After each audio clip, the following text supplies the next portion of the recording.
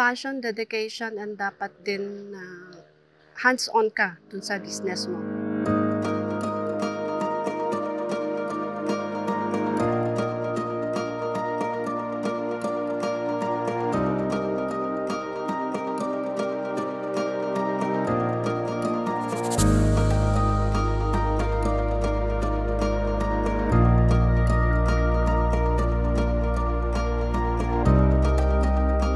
We've been in this business for almost 3 years. It all started when I saw the calamansi sa farm ng father ko na nabubulok lang. Parang sayang. Nung nag-try ako magtimpla, pinatikim ko sa family ko. And then, lahat naman ng tumikim, nasarapan sila.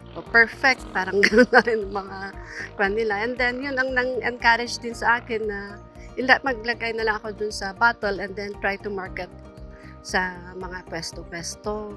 And then, nag-start muna ako dun sa mga restaurant, tapos yung mga pansitan, grocery, or convenience store. Tapos, actually, nung first na out ng product ko, puro positive naman yung mga feedback. Tapos, repeat customer din, kaya parang dun na boost yung kwan ko na parang ayaw ko nang bitawan, kasi may time din na parang na negative din. Parang ayaw ko pa rin bitawan yun.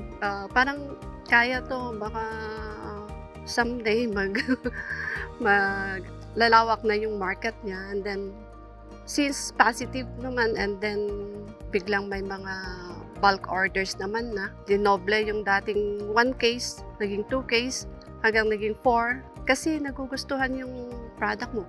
I'm planning to add ibang blend or lagyan ng ibang flavor, and then yung ibang fruit din.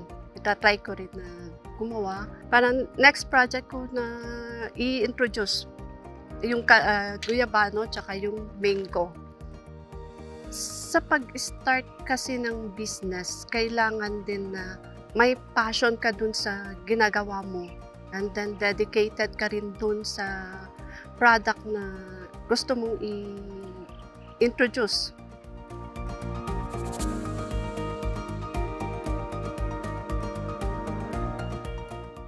I'm Alma Romero, owner of Cali Juice Manufacturing. Our products are protected by PhilPet.